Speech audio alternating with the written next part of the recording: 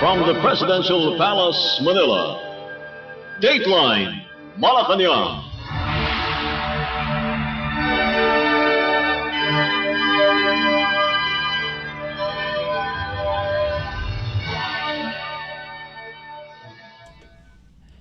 Good day, this is Dateline Malacanang in Review and I'm your host, Jerome Toledo. The Department of Public Works and Highways, or DPWH, is pushing to reduce the cost of construction materials used in government infrastructure projects, including those under the directive of President Ferdinand R. Marcos Jr. In a press briefing on Monday, DPWH Secretary Vince Dizon announced that the agency will eliminate overpricing and align material costs with prevailing market rates as part of a broader reform initiative. Priority materials for price adjustment include cement, asphalt, sand, steel sheet piles, gravel, and steel bars. Secretary Dizon said the move could save the government up to 60 billion pesos in the 2026 national budget. He added that the savings could translate into an additional 1,600 kilometers of concrete roads and 1,000 kilometers of asphalt roads nationwide. President Marcos earlier directed the DPWH to cut material costs by 50% without compromising structural quality. To further improve transparency and project oversight, the DPWH signed a Memorandum of Agreement with the Philippine Space Agency or PhilSA on Monday. The partnership will utilize satellite technology to monitor infrastructure projects from implementation to completion. The agreement was signed by Secretary Dizon and PhilSA Officer in Charge Gay Jean Perez. Real change, lasting change. Ito ang ikatlong direktiba ng Pangulo sa atin. Kailangan nating reformahin ang DPWH at ang iba pang mga ahensya, ayon na rin sa ating Pangulo. At ito ay gagawin na natin simula ngayon. This has never been done before to this extent. No? And I am here to give you the details of the initial pa lang ito, bringing down of the cost of materials, starting with cement, asphalt, steel, gravel, sand, and other aggregates. Wala pa yung mga architectural finishes, meaning yung pagpapagawa ng mga classroom. Wala pa yon. Wala pa yung bubong. Wala pa yung pagpipintura ng mga classroom. Pag-aayos ng mga ospital. Wala pa yon. Ginagawa pa natin yon ngayon. Pero ngayon, mag-a-announce na ako ng mga ibababa nating mga materials base sa nakita natin na presyo sa merkado. Public Works and Highways Secretary Vince Dizon. Malacanang. Philippine President Ferdinand R. Marcos Jr. urged the government agencies on Tuesday to continue emergency operations and accelerate rehabilitation work in areas ravaged by Typhoon Tino with international name Kalmegi. The president's statement, read by Palace Press Officer Claire Castro during a Malacanang briefing, described continuing government actions to provide emergency aid and restore basic services in the hardest hit areas in Mindanao and Visayas. The chief executive said that preemptive evacuations were carried out prior to the typhoon's landfall and that more than 175,000 people are already sheltering in evacuation shelters in the affected areas. President Marcos also asked cabinet officials to personally inspect the situation in the hardest hit areas and ensure that critical services are restored as soon as possible. The president reassured the public that the administration remained fully prepared to expedite recovery efforts. Disaster response units are on high alert as clearance and relief efforts continue in the impacted areas. Babasahin po muna natin ang pahayag ng ating Pangulo. Patuloy nating binabantayan ang epekto ng Bagyong Tino na nakaapekto sa mahigit 340,000 katao sa 1,397 barangay sa mga rehiyon ng Mimaropa, Bicol, Western at Central Visayas, Eastern Visayas, Caraga at Negros Island Region. Agad tayong nakapagsagawa ng preemptive evacuations at ngayon ay may mahigit 175,000 katao na pansamantalang nanunuluyan sa evacuation centers sa mga apektadong rehiyon. Ang DSWD ay nakapag-preposition na ng food packs at relief goods sa mga apektadong lugar na handa ng ipamahagi. Ang DOE at NEA ay tumutugon na sa mga ulat ng power outages, habang ang DPWH at MMDA ay nagpapakilos ng mga clearing teams para linisin ang mga daan. Tutungo rin ng ilang miyembro ng gabinete sa mga pinakaapektadong probinsya upang personal na alamin ang kalagayan at tiyaking na ibabalik agad ang mga pangunahing serbisyo. Tinitiyak ng pamahalaan ang patuloy na pagkilos upang mapabilis ang pagbangon ng ating mga kababayan. Manatiling alerto at makinig sa abiso ng inyong mga lokal na opisyal. Yan po ang pahayag ng ating Pangulo. It was Presidential Communications Undersecretary and Palace Press Officer Claire Castro. Dateline Malacanang. Also on Tuesday, Malacanang said it respects the House lawmakers' decision to conduct an inquiry into the Dolomite Beach project along Manila Bay, stressing that the move could help clarify issues related to flood control and environmental impact. Presidential Communications Undersecretary and Palace Press Officer Claire Castro said President Ferdinand R. Marcos Jr. will not interfere with the Committee on Public Accounts or plan to hold a hearing emphasizing the separation of powers among the three branches of government. Castro acknowledged that the probe could help determine whether the project contributed to flooding in Metro Manila or caused any environmental concerns. Castro clarified that the planned investigation was not politically motivated, saying accountability should apply regardless of which administration implemented the project. She made the statement in response to claims that the House inquiry was politically motivated to put the blame on the Duterte administration. The Palace Press Officer said it is unjust to make such a claim, which she stressed should be substantiated with facts and not merely by opinion. Unang-una po, muli, papaalala natin na may separation of powers. So kung ano po ang magiging trabaho at gagawing mga hakbang ng House of Representatives sa pag-iimbestiga dito sa Dolomite Beach, ay yan po ay kanilang trabaho at hindi po hahadlang sa anumang hakbang ang Pangulo patungkol dyan. At maaari natin po talagang maging hakbang ito para makita kung talaga ba itong nagkaroon ng anomalya, kung mayroon bang naidulot ito sa nangyayaring pagbaha sa Metro Manila at kung naka-apekto to sa kalikasan ng ating bansa. Hindi naman po ibig sabihin na kapag po iniimbestigahan ang mga proyekto ng nakaraang administrasyon, ito'y pamumulitika lamang. Ibig po man sabihin kapag pinaiimbestigahan ang nakaraan proyekto na naganap o nagawa ng nakaraang administrasyon, dapat hindi na ito paimbestigahan dahil otherwise it will be considered as politicizing. Parang hindi naman po yata tama yan. Ibig sabihin po nun, kapag hindi na ginalaw o inalam ang nangyari noong nakaraang administrasyon, parang libre na po lahat ang kanilang ginawa. So tama naman po ito. Pero muli, ang sabi ng Pangulo at ang administrasyong ito, hindi po sila makikialam kung ano po ang ginagawa ng mga mambabatas natin sa kanilang pag-iimbestiga. The House Committee on Public Accounts' first hearing into the controversial Dolomite Beach project will be held on November 17.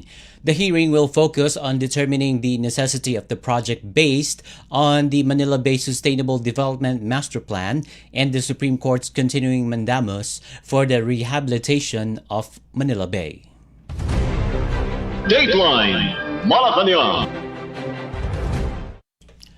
According to a Social Weather Stations or SWS report, 50% of Filipino families continue to consider themselves poor, prompting Malacanang to address their economic issues on Tuesday. Presidential Communications Undersecretary and Palace Press Officer Claire Castro underscored that the administration will not overlook public emotion, despite official data showing excellent employment and controlled inflation.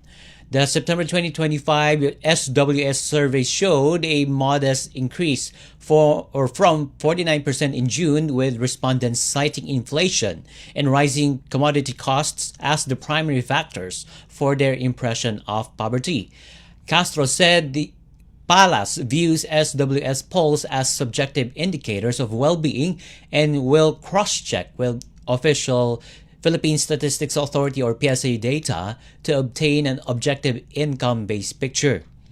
She emphasized important government measures to improve living conditions, such as a 96.1% employment rate, 1.7% inflation within 2 to 4% target range, and social programs like Walang Gutom and the 4Ps, which assisted 860,471 people in graduating from the program.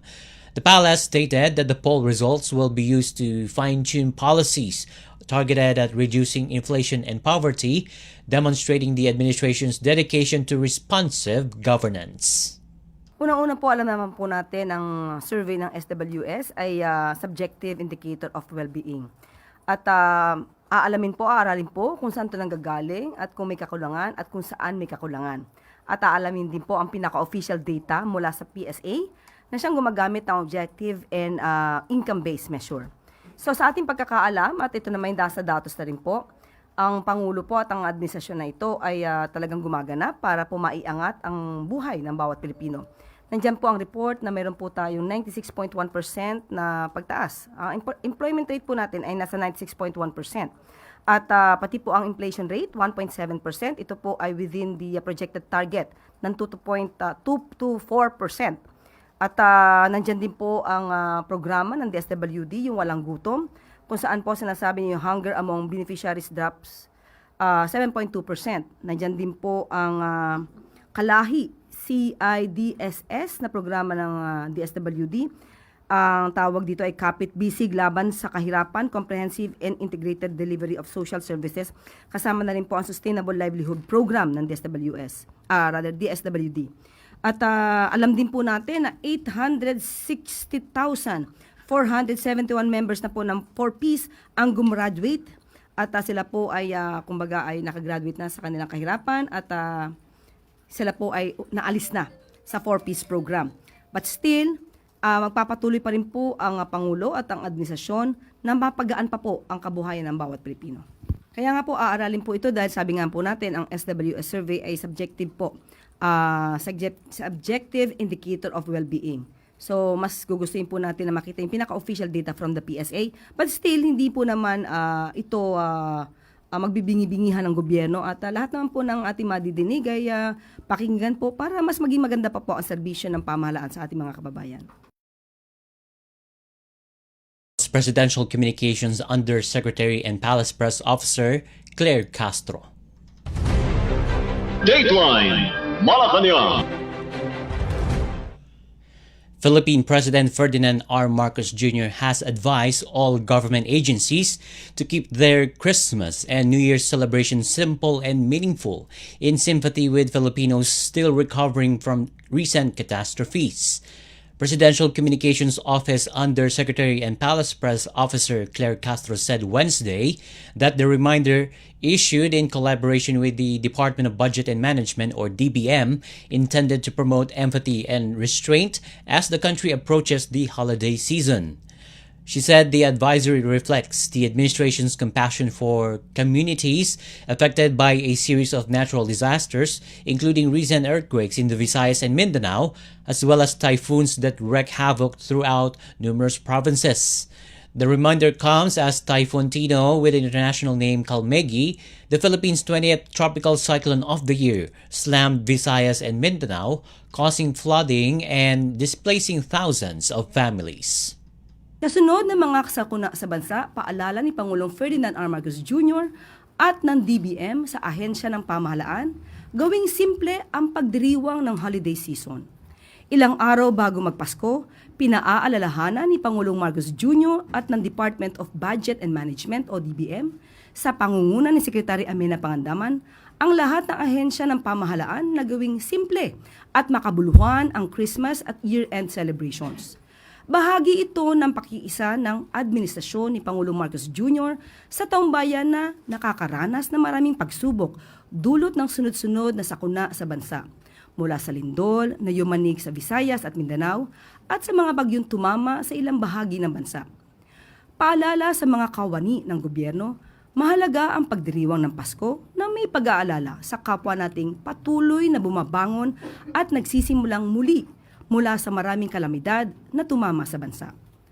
Ang mga hakbang na ito ay kasama sa isang inklusibo at may puso na bagong Pilipinas na tunay na mithiin ng Marcos administration. Was Presidential Communications Office Undersecretary and Palace Press Officer Claire Castro.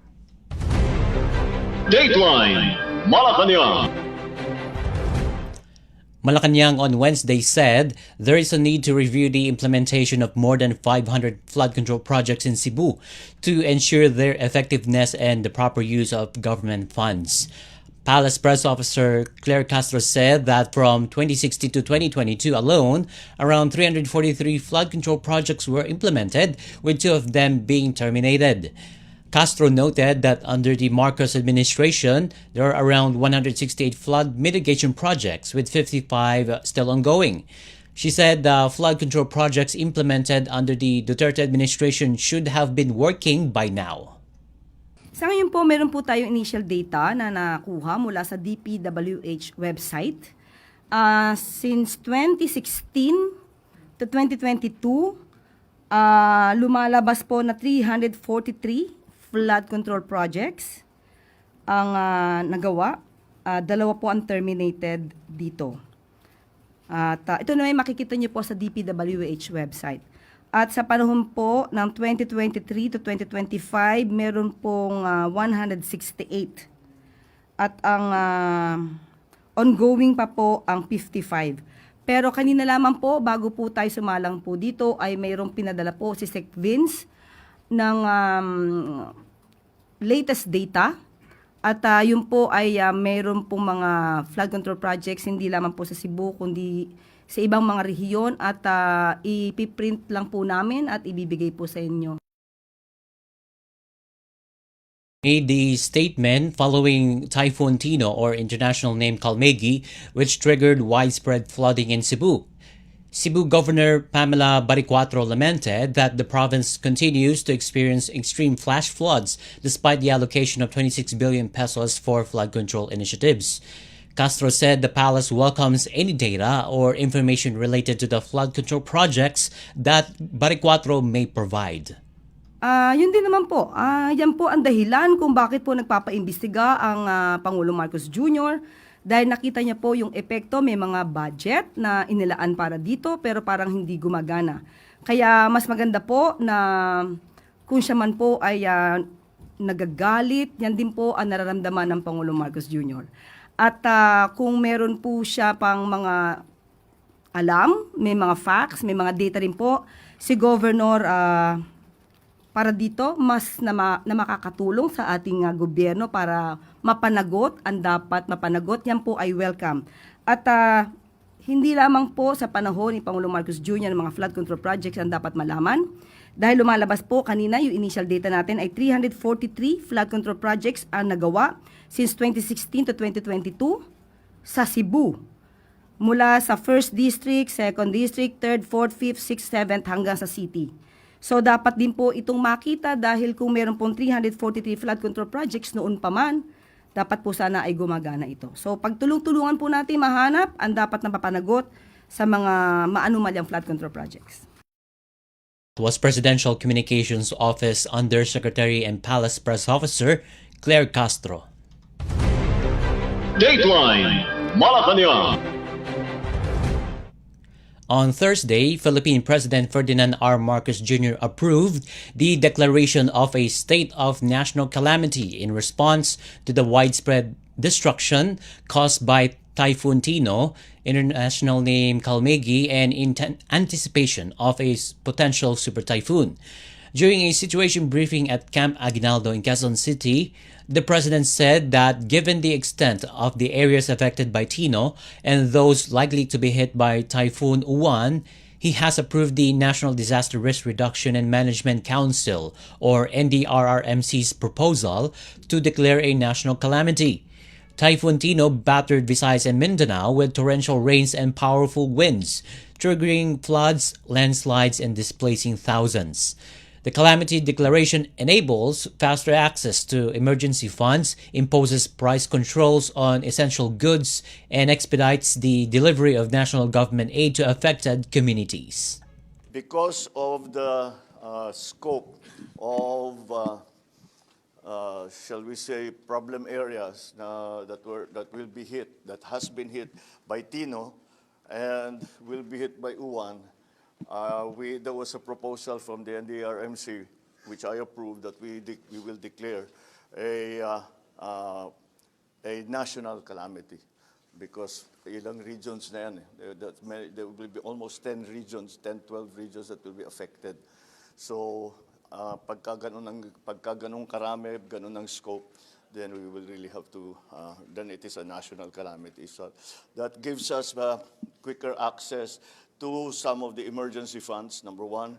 Secondly, it mapapabilis ang ating procurement so that we don't have to go to the usual bureaucratic procedures, and we can immediately provide assistance to the victims of the storms.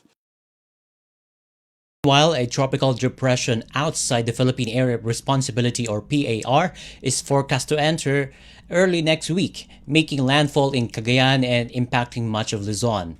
According to the Philippine Atmospheric Geophysical and Astronomical Services Administration, or PAGASA, once inside PAR, it will be named Uwan, the 21st storm to hit the country this year, and may intensify into a super typhoon.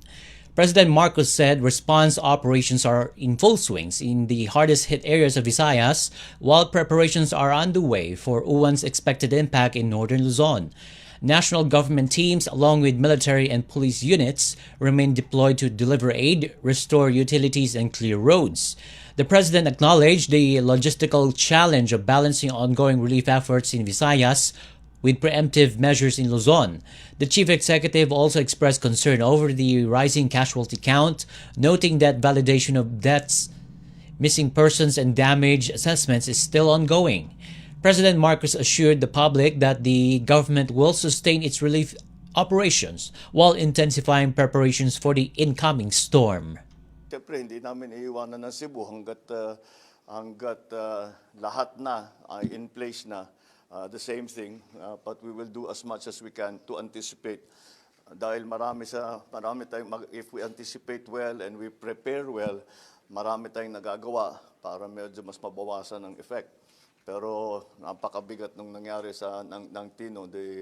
Unfortunately, the casualty count is very high. Madami tayong deaths that we have suffered. And I do not want to give a number because we are still in the process of validating all the numbers about the damages, etc., the number of people who have been displaced, the number of families that are under evacuation centers, those that have been displaced na umuwi sa kanilang mga kamag-anak, sa mga kaibigan. Those are still being processed, but it is a significant number. So that's the situation for now. We are continuing our relief and support for those who were hit by Typhoon Tino, but we are also doing everything that we can para ma-anticipate at makapaghanda tayo ng mabuti dito naman sa parating na Typhoon Uwan. Philippine President Ferdinand R. Marcos Jr. Dateline Malacanang. Finally, on Dateline Malacanang in review, Malacanang on Thursday said Philippine President Ferdinand R. Marcos Jr. has ordered the release of about 1.307 trillion pesos in program appropriations to stimulate the Philippine economy. In a press briefing, Palace Press Officer Claire Castro said the fund release aims to ensure the speedy recovery of the country, especially the communities hit by recent calamities. Castro said the utilization of the program appropriations, most of which would be allocated for social services for the rest of 2025, would drive a multiplier effect on the economy. Ipinag-utos ni Pangulong Ferdinand R. Marcos Jr. ang pagpapalabas ng 1.307 trillion pesos program budget para sa fourth quarter ng taon. Layunin nitong matugunan ang mga pangangailangan ng mga kababayang sinalanta ng mga nasakuna at sa mga kanilang agarang pagbangon at makapagsimulang muli. Ayon sa Department of Budget and Management, sa pangunguna ni Secretary Amenah Pangandaman, malaking bahagi ng nasabing pondo ay ilalaan sa social services, alinsunod sa direktiba ng Pangulo na tiyaking lahat ng Pilipino ay makikinabang sa mga gastusin ng pamahalaan. Inatasan din ni Pangulong Marcos Jr. ang lahat ng tanggapan ng pamahalaan na gamitin ang pondo sa pamamagitan ng matuwid at epektibong paraan upang mapalago ang ekonomiya ng bansa. Naniniwala ang pamahalaan na kapag nagagamit ng tama ang pera ng bayan para sa infrastruktura, kalusugan, edukasyon o mga direktang subsidiya, mas maraming pera ang pumapasok na tutulong sa pagpapalago ng ekonomiya ng bansa. Lumalakas ang konsumo at pamumuhunan dahil nakikita ng mga investors na tumataas ang pangangailangan para sa kanilang mga produkto at serbisyo. Mayroon ding tinatawag na multiplier effect ang paggastos ng pamahalaan sa mga mahalagang programa. Ibig sabihin, bawat pisong inilalabas ay nakakalikha ng higit pa sa 1 pisong halaga ng aktibidad sa ekonomiya. Prioridad ng Marcos administration ang pag-angat ng pamumuhunan, ang pamumuhay ng mga Pilipino, kasabay ng pag-angat ng ekonomiya ng bansa. Naniniwala ang Pangulo na sa ilalim ng bagong Pilipinas, sabay na aangat ang kalidad ng kabuhayan at ang ekonomiya. Statement, Budget Secretary Amenah Pangandaman said the bulk of the released program appropriations would be used primarily for social services to ensure that spending for the final stretch of 2025 directly benefits the Filipino people. Government agencies that will receive appropriations includes the Department of Social Welfare and Development, Department of Agriculture, National Food Authority, Department of Education, State Universities and Colleges or SUCs, Commission on Higher Education, Department of Labor and Employment, Department of Health, Department of Migrant Workers, as well as the National Disaster Risk Reduction and Management Fund that would cover the Quick Response Fund, replenishment, and emergency cash transfers in anticipation of possible typhoons in the remainder of 2025. Dateline Malacanang. Before we conclude our program, Radyo Pilipinas World Service of the Presidential Broadcast Service is live on audio streaming. Just download Evox PBS Receiver app on your Google Play Store or the App Store from your Apple phone. You can also visit our Facebook page and YouTube channel at Radyo Pilipinas World Service. Just type in and search for Radyo Pilipinas World Service. Kindly subscribe, like, and share our posts as well. And that concludes this edition of Dateline Malacanang in Review. For Radyo Pilipinas World Service, this is Jerome Toledo. Good day and stay safe. From the Presidential Palace, Manila, Dateline Malacanang.